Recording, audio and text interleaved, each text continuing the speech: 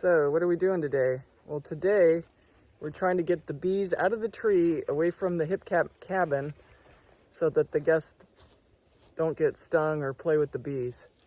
So we're putting a cone around the tree and putting a box out by the tree in hopes of capturing the bees.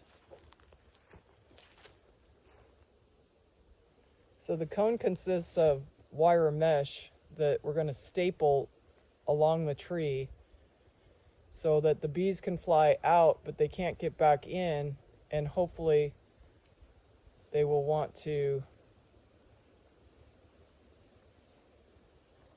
fly into the bee box provided.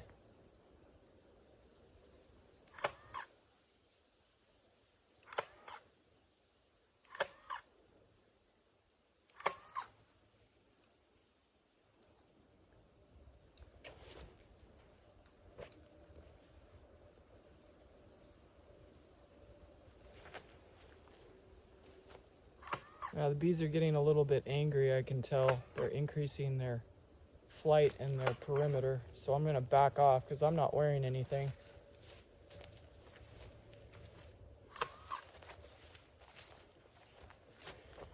So that's what we're doing today.